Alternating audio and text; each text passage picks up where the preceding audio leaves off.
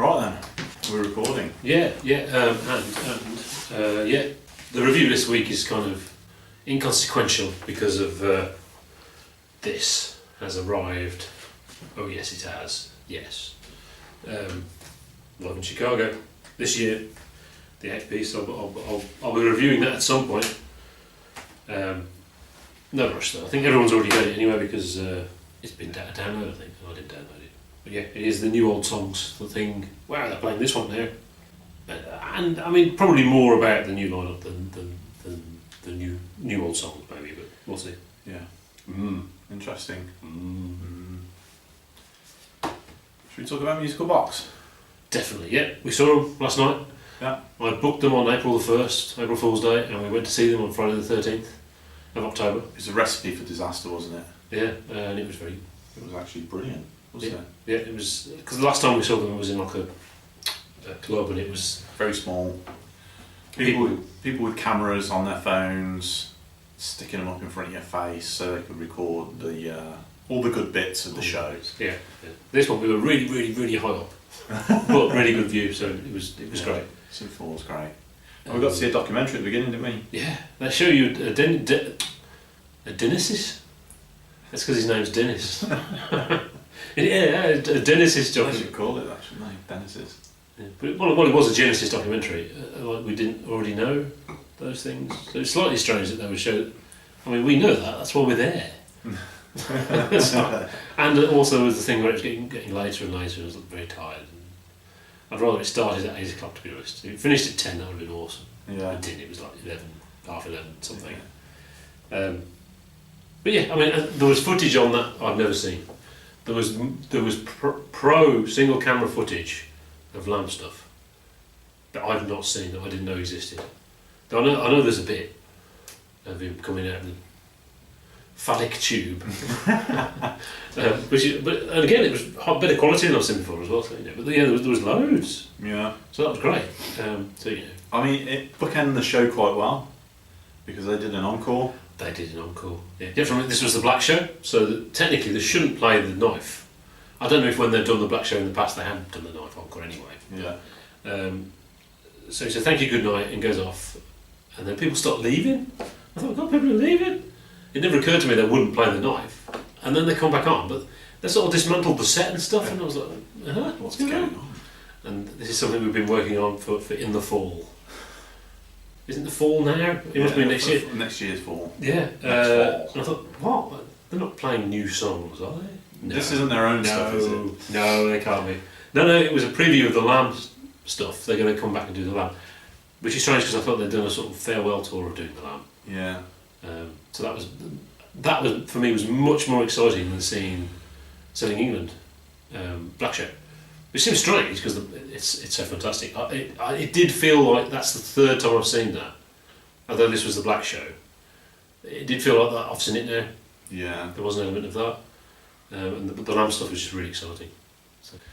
It was good. I mean, they obviously did that documentary for a reason, because it shows some of what happened during the Lamb tour with all the slides and stuff like that. Yeah. Maybe that's inspiration for it because they're thinking about that. Yeah. So they put that together. Yeah.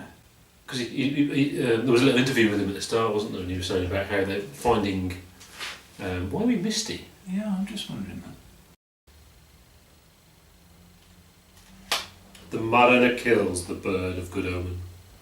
His shipmates cry against what he's done. But when the log clears, fog, they justify him and make themselves a part of the crime. The albatross begins with its vengeance. A terrible curse of thirst has begun. His shipmates blame bad luck on the mariner. About his neck the dead bird is hung. One after one, by the star-dogged moon, too quick for groan or sigh, each turned his face with ghastly pang, and cursed me with his eye, 4 times 50 living men, and I heard nor sigh nor groan. With heavy thump, a lifeless hum, they dropped down one by one. Yeah, talking about finding all the slides and everything, and he was saying about all the time they're finding new evidence, and you realise this isn't just a recreation where all the information is available. they're guessing. Yeah. You know, and they're still trying to find the little snippets and photos and of guessing what was there. Because, I mean, the Selling England was sort of filmed, but that wasn't a real Selling England show. That was a pretend one. It wasn't all the songs, you know, and the Lamb wasn't filmed. Not really. Which is one of those things where, in retrospect, you think, all that trouble. You didn't bother filming it. Yeah, and I mean that's true of, you know, Dark Side of the Moon, Thick as a Brick. There's no Thick as a Brick. You know, all those things, big productions. Was Thick as a Brick a big production then? It became, I think it sort of evolved as it went along. They're doing silly things like going in a tent, and I think some of the stuff we saw at the new one was from the original one. Like the music stops in a silly place because the phone's ringing. Oh yeah, and that kind of stuff. But it wasn't a mobile; it was a phone on the stage. Hello. Yeah. But it would have, you know, it cost so much to film, so much. Yeah, that's true. And I mean, you'd want a multi-camera setup, wouldn't you? Yeah. To catch everything that's going on. That just trebles or quadruples the price if you have 4 cameras. Yeah, yeah, and you know, I mean, you know, the Ziggy Stardust, his last show, blah blah, terrible quality, and they've made a lot of effort to remaster it, but it's terrible quality. And you know, Led Zeppelin, Royal Albert Hall 1970 has been massively remastered because it was filmed. They could extract high resolution from it, I suppose, because it used to be the bootlegs were atrocious. These bands were making good money, yeah. Yeah. You know, they're at that point in time where bands could make excellent money from music. Didn't anyone have the foresight to say, actually, if we record this, yeah, it's a high upfront cost now, but the continued income from it would be quite enormous. Yeah. But no, that's the thing, you know, it's the famous thing of somebody once said, you know, well, Mick Jagger's not going to be doing this in his 30s. No, he's in his late 70s, he's the same. But there wasn't the perception of it going on forever, you know. None of them thought they would go on for so long. When John Lennon famously said, oh, if we can carry on with this band for 5 years, you know, that'll be great. And it's, you know, the Beatles' biggest band of all time. Ever. So yeah, Musical Box, cool. Yeah, I mean, if you haven't, Definitely you should see it. definitely don't think, oh, it's a cool band. You can just pretend it's them. Yeah. It is weird occasionally. Then you look at their face and you think, some French guy, and the drummer is he's amazing. Yeah. Because he's obviously he has worked to sound like Phil. And Well, he really does sound like The him. vocalist does as well. Yeah, he sounds like a. Yeah. You close your eyes, you think you're listening to. Yeah, Peter Gabriel, but not Peter Gabriel now or 10 years later. Peter Gabriel specifically On the album. in 1973. And of course, I saw them in 2002. We found the ticket, didn't we? Mm-hmm. So this is like 15 years later. They'd already been going for like 10 years doing it. It still sounds the same. Peter Gabriel didn't sound like that 10 years later. He sounded quite different. So it's weird, you know. But that's what I was saying, wasn't it? You know, a lot of fans, that's what they want Genesis to. They think Genesis should have done. After 1973, they should have just carried on. At the time, probably shouldn't have even done the Lamb. Just keep selling them forever for 25 years. Changing different albums, What? different music. How unfair. Change is good. Yeah, Change is endemic. Embrace it. Progressive. Even if it's terrible. Yeah. Which it was, but that's not the point, is it? And Genesis did make loads of great albums. Loads of great albums. After Selling England by the Pound. Tony Banks said, you know, I'd like to point out that they did actually make some music after 1973. A lot of it was very, very good. You know, and you can go further in time than you think. Yeah, well, that's just a matter of opinion, isn't it, Kev? Right. Yeah.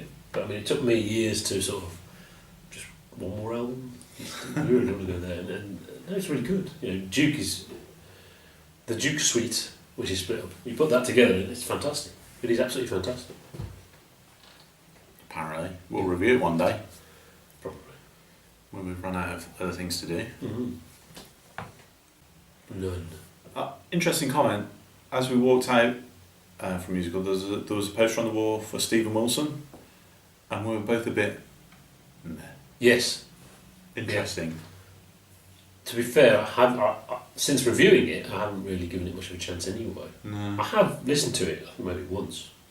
So you can't. On the one hand, it's not this night. On the other hand, I don't really know. But I mean, Hand Cannot Erase. I did. I listened to that. Yeah. And that wasn't straight away. That was a bit of a, ooh, this is a bit of a start. Slow burn. Yeah, and it's wonderful. It is those two albums actually. It's not the first two. It is the Raven and Anchor in Rose. Brilliant. And after the Raven, we were really disappointed that we couldn't see him again. Do the Raven. We wanted to see if there's any more dates that we could have gone to. And I think did we miss out? We did. Yeah. Yeah. And they were a bit nonplussed. Strange how things change over time, isn't it? Anyway, should we review some? Yeah, more reviews.